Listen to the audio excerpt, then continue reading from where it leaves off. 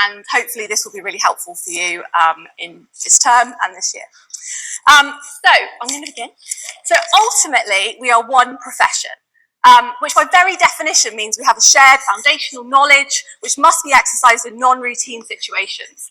And so therefore the T&L at Clifton College is informed by over 100 years of evidence, no fads, no bandwagons, aligned with all 170 teachers knowing and understanding and appreciating and using the same foundational knowledge so that we amplify each other for collective efficacy, and crucially, dynamic, which means with competent creative professionals translating and adapting that knowledge and those skills for your own context and being innovative in your respective subjects and stages while preserving the foundation that ties us together. Teaching is contingent on learning. Teaching cannot be said to have taken place unless learning has occurred. Therefore, planning and delivery are meaningless unless they result in learning. And learning is not necessarily contingent on teaching, but it can happen without it. However, guidance of novices by the domain experts, which are you guys, who also have an unshakable understanding of how learning happens, is the ultimate catalyst. So, this one sentence at the top is our maxim. Acts of teaching embody the principles and goals of teaching. A maxim is a fundamental guiding truth that informs and underpins how effective teaching is understood and practiced. I will be using this as a linchpin upon which to hold our T&L strategy together. We are in a really exciting phase due to the fantastic progress we've made, and where we can start to develop key documentation that will really define our approach to T&L and to professional development. The documentation must be concise and usable. There will be no 17-page T&L policy languishing at the back of the Google Drive. There will only be living, breathing documents that facilitate the continuous enhancement and development of teaching and learning at this college. They provide the foundation that assures our alignment and our amplification of each other. Why? Because we want all pupils to be safe, all thriving, socially and academically, all of the time. Keeping our maxim at the forefront of our minds, acts of teaching embody the principles and goals of learning, we begin with the principles of learning. As always, these are evidence-informed. No fads, no bandwagons, 100 years of relevant, reliable, congruent, documented evidence. And this evidence relates to how learning happens. This evidence relates to how novices and experts interact with each other and how their minds work and how you bring a novice to become an expert. This evidence relates to how individuals and groups need to interact with each other for learning to happen in an optimal way. And this is a visual. A lot of the images I've sort of taken and edited and sort of synthesized from other sources. But this is a really good visual that we are going to use to sort of convey those core principles of learning from which the acts of effective teaching can be derived. So principle number 1, select curriculum and plan your instruction. Instruction means teaching. 2, create the social, cultural and structural conditions so that learning can actually happen, the environment conducive to learning. 3, direct and sustain attention on salient features. Are they thinking about what they should be thinking about? 4, optimize our communication as teachers to minimize the cognitive load on those pupils so that they can actually focus on what is going to drive their learning forwards. 5, facilitate them to think deeply about it and make connections and make their own meaning. 6, gather information constantly about what is going on in their heads so that we can give feedback that actually is going to move them forward. And 7, make sure that this is stable over time, because learning hasn't happened unless it is stable over time. Back to our maxim. Acts of teaching embody the principles and goals of learning. We now move to the acts of teaching. Over the past year, I've been researching, consulting, implementing, reviewing, iterating what we at Clifton consider to be the key elements that comprise the acts of truly effective teaching.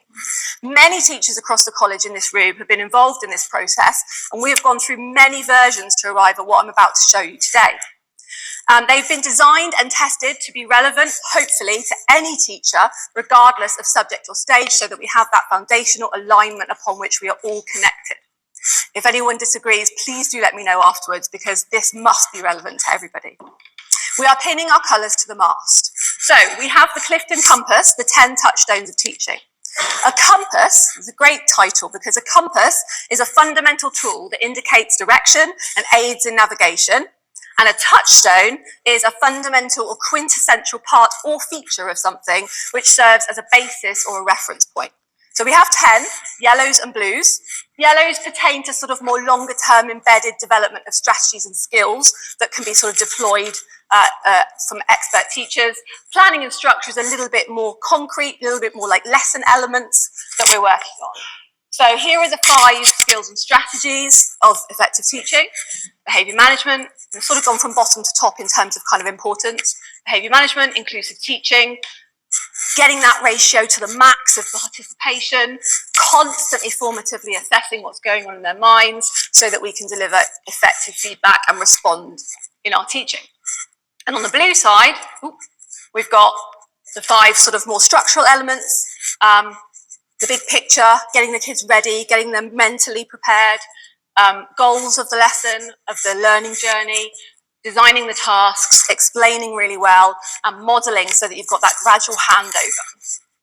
I'm not going to go through much detail of them now, but that is what is going to be the document. And there's descriptors for each one. You can't read all of that, but trying to make it a lot more concrete is a brief descriptor to aid understanding. I will also be, over the course of this year, I'll also be developing a 1-pager for each touchstone and detailing what effectiveness in that area of practice really looks like. So, I couldn't do all of this without my team of dedicated, passionate, reflective professionals. Here is the T&L team, comprising of the professional learning ambassadors and the professional learning lead teachers. The difference between the 2 jobs is that the lead teachers also are trained and practicing instructional coaches. We have colleagues from every school in the college, which is absolutely fantastic. I've linked the job descriptions if anyone's interested, and just sort of the process of becoming one of these people. And I also sign you up to be a member of the Chartered College of Teaching. So do let me know if you'd like to join. Okay. We have a maxim. We know what the principles of learning are. We've established what we consider to be the fundamental elements of effective teaching. How are we using this framework to inform, plan, and support T&L development at Clifton College? Here's how.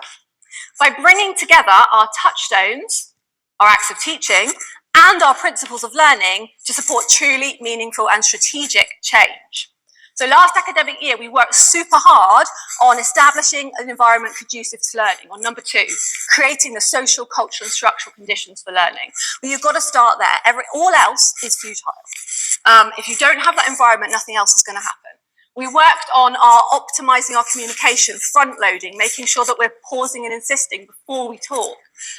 We worked on participation. We realised that pupils who participate learn better and achieve better than those who don't, even if they have the same ability.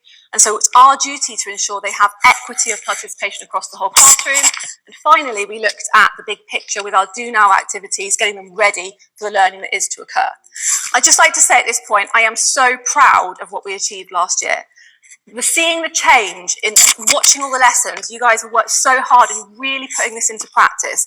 And I really feel that we are getting that sense of collective efficacy where it's building on each other and it's all becoming a lot easier. And that's not just me as well. A lot of other colleagues have noticed that. And I think, you know, in our professional culture and our peer observations, we are actually far ahead of a lot of other schools similar to us in that respect. And now to this academic year.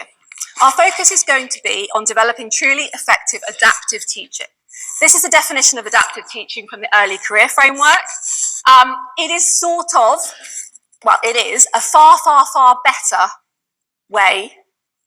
It's not exactly the same as differentiation, but it's a far, far better way of being inclusive in our teaching and ensuring that all pupils achieve success by making sure they all have the same challenging goals, but we scaffold them to get there. That everything is accessible, that there is no preconceived ideas, and that all pupils have the opportunities to succeed.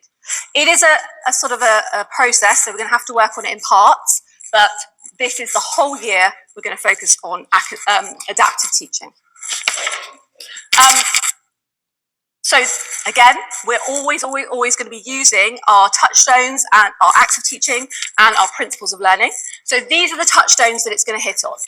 The goals of learning, designing effective tasks, really effective formative assessment, and then being able to feedback and respond in real time so that learning is boosted.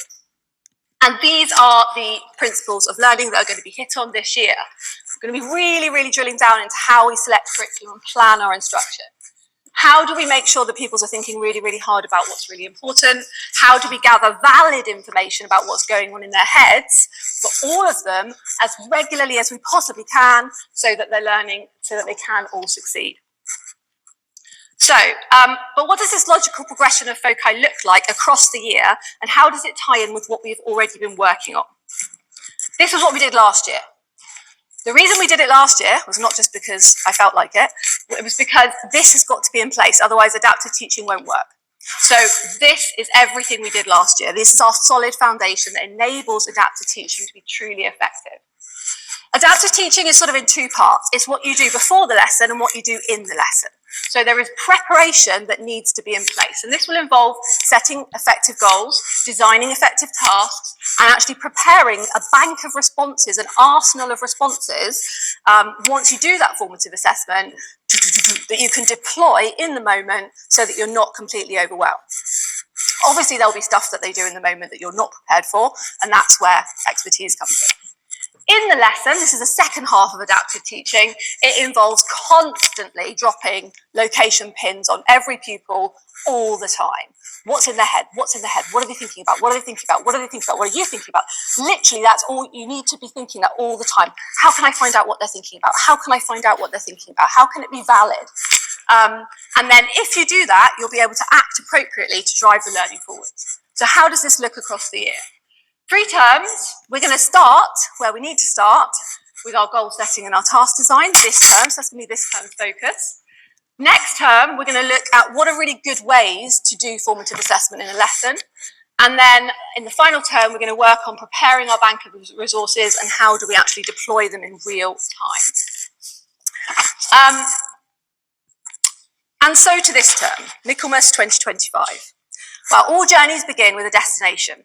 You have to know where you want to go. Only then can you determine the best way to get there, and the best route to take as well. Once you begin your journey, you need to constantly assess where you are in order to know if you are on track or if you are going the wrong way. And the same is true of learning journeys. As we, as teachers, are the journey planners and the journey leaders, we are also responsible for every pupil we take on that journey with us. Truly adaptive teaching begins at the end. Backwards design is essential for success. Highly recommend a book by Grant Wiggins and Jane McTighe on this called Understanding by Design, which is really useful. So we don't want to end up somewhere else. We don't want any of our pupils to end up somewhere else. We need them to be successful in their learning. So there's lots of questions we need to ask ourselves as we go through this journey all the time. But we need to know where we're going to start with. If we do this, we will be able to do effective adaptive teaching, which means our goals are super excessively clear. Therefore, our tasks are just so useful. And we can then get really valid feedback all the time from every pupil, and then we can respond and adapt in real time. But why is it so important to define the journey in this way? As teachers and journey leaders, we must know what is, what I would say, superfluous at best and distracting at worst. We can then remove it from our planning. The same goals for all pupils, regardless of what we perceive their effort to be, or we're looking at their baseline testing, the same goals for all with scaffolding for it to be accessible for all to reach it. The removal of anything that will prevent them from achieving those goals. It will also prevent us from pigeonholing pupils based on what we think or perceive their effort or their ability to be. So this is a quote from Hattie, who's obviously done lots and lots of educational research. We need to know what success looks like first. And I love this from Sarah. She talks about differentiation, monstrosities, 3-layer planning, chilly challenges, multiple worksheets, differentiated ability groups, low expectations for some, high expectations for other, gaps widening. No, if we're clear, that won't happen.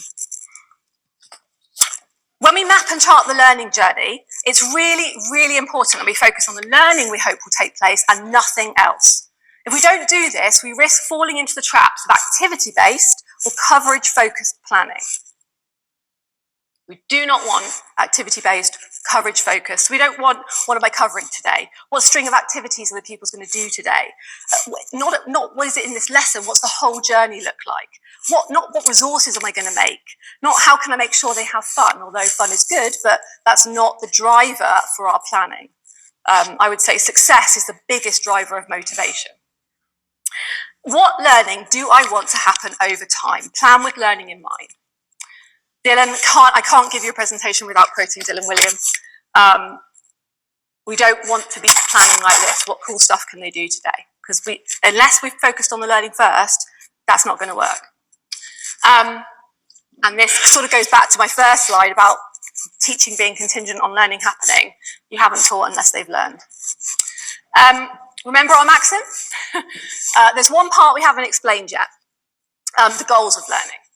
So we are defining a learning journey as a series of lessons that all lead towards a related set of goals, typically a topic potentially. And we have to drop those constant location pins. And this is why participation strategies are so important. So here is the learning journey.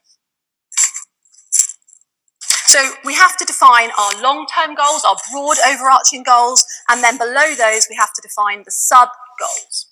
Sub-goals and overarching goals, this is the two terminologies that I am introducing to our shared language. They're not new in terms of the educational world, and it would be great if we could move towards these. So if you're talking about an overarching goal across a whole journey, a learning intention, and if you're talking about a sub-goal, a success competency, and I'll explain exactly what those two, the essential features of each. And the tasks is anything your pupils do in the lesson, because that quote at the top is really important. Learning results from what the student does and thinks, and only from what the student does and thinks. The teacher can advance learning only by influencing what the student does and thinks. And we don't know what they're thinking, but we can influence it. So we need that continuous formative assessment. If your participation strategies are not tight, if your ratio is not at the max, and if the equity is not there, you will not be able to do this, which is why that was so important to do first. And if that happens, we will respond formatively, and our adaptive teaching will be an absolute roaring success. So now I'm going to go through the elements of the learning journey one by one, the overarching goals, the sub-goals, and the tasks, just to make sure that we've got clarity on them. So first of all, the overarching goals. We'll start our planning at the end with the overarching learning goals. These are the organisers. They help pupils to establish the most effective mental model of the topic within your domain. We're not just going to lift them from curriculum documentation, although they may be there. They may not be exactly formulated in the right way, and if we don't engage with them, then we've not learned them. Just because they're on a document and we copy them onto a slide, it doesn't mean we've engaged with them ourselves.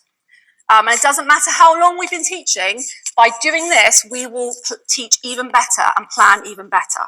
It's sometimes a bit tempting if you've been teaching a long time for that planning part to just fall by the wayside because you know you could just walk into a room and say something useful about your subject.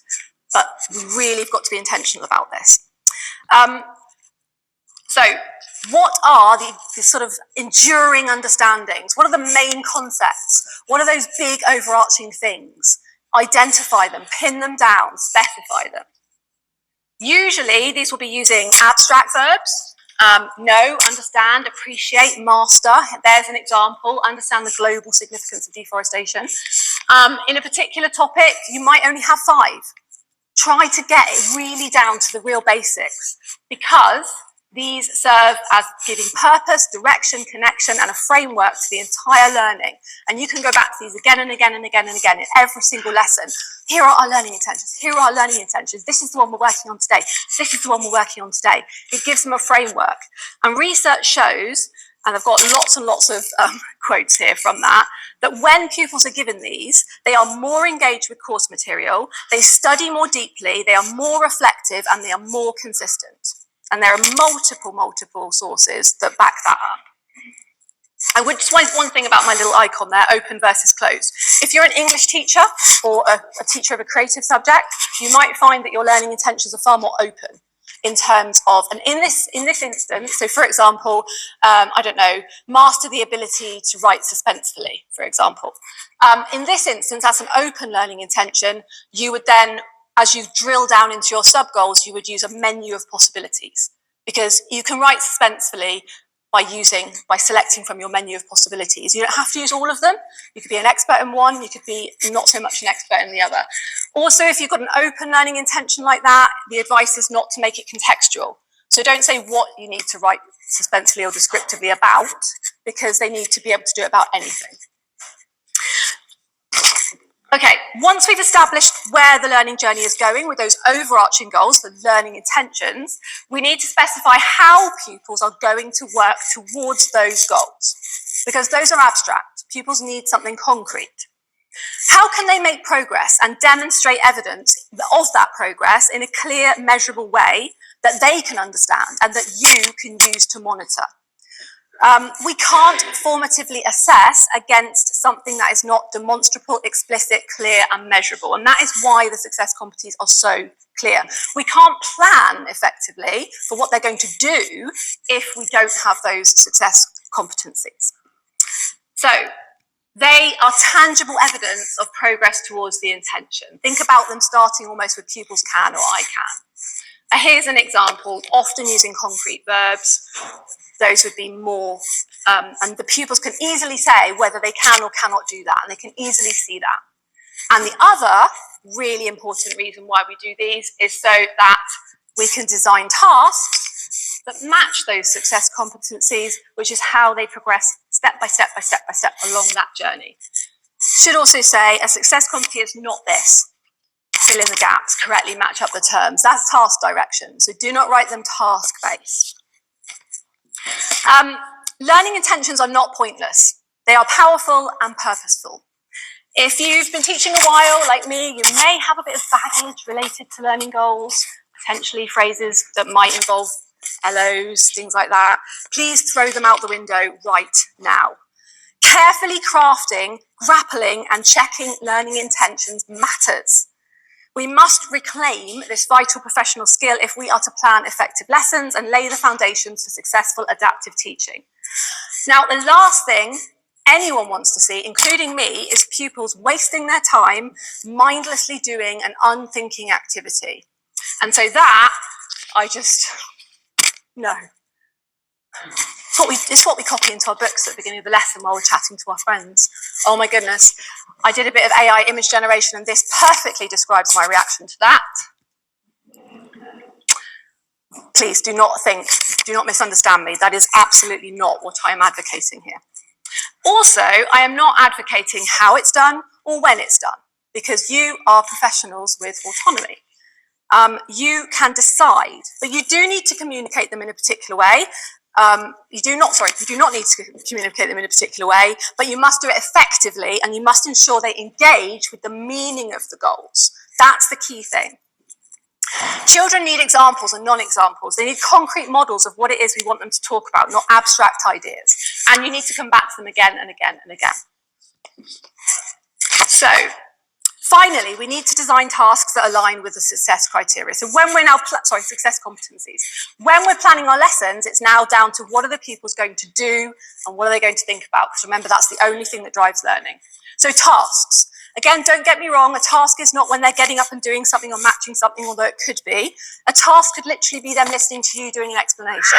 A task could be their think, pair, share. A task could be their, writing a paragraph or something. A task, anything they do in a lesson is a task. So don't again, misunderstand my terminology there. I've just written an example here. This is just like a template. So for what I understand, which is biology. Here is a learning intention. To know the structure of the human digestive system in terms of organs, tissues, and specialized cells. This is one of about 6 for that topic that I wrote. I did not lift it directly from the specification, or I used the specification to write this so that it's my meaning, so that my planning can be supercharged. And then it doesn't have to be 5, learning intentions. It doesn't have to be 3 competencies for each one. Again, this is fluid. Here's an example of 3 success competencies which match and would help pupils make progress and work towards achieving and being successful in that learning intention. These ones, the second level, the sub-goals, are measurable, direct, demonstrable, and concrete. Now I can design tasks. Now I can plan my lesson. So here is one example, and this is not rewriting the book here, and this is building on what we did last year, as you'll see. So I'm always thinking to myself, what is going to be going on in their minds when they are doing this task that is going to draw their thoughts away from what I want them to be thinking about. If there is, scrap it, okay? So here is a very simple task. Pupils do a blurt on a mini whiteboard. List as many organs in the human body as you can. Circle those you think are part of the digestive system. Use tell your partner so pupils can verify in pairs. Then use cold call to select a pair. They say one of their organs. I use simultaneous response to see whether I've got that same organ and whether they agree or disagree. I've used loads of participation strategies. I've maxed my ratio. I've planned a simple task where they are going to be thinking about that. And they are going to lead towards success in that top one. That's what we want. So, I have designed, we've used walkthroughs in the past, the 5-step processes that help us to do our implementation. I looked through all 3 books. I didn't feel that there was one that really, really captured what we wanted exactly, so I've written my own. So this is completely bespoke, all the images, all of the text for Clifton College. And it's called Clarify and Share Learning Goals and Align Tasks. There are 5 steps.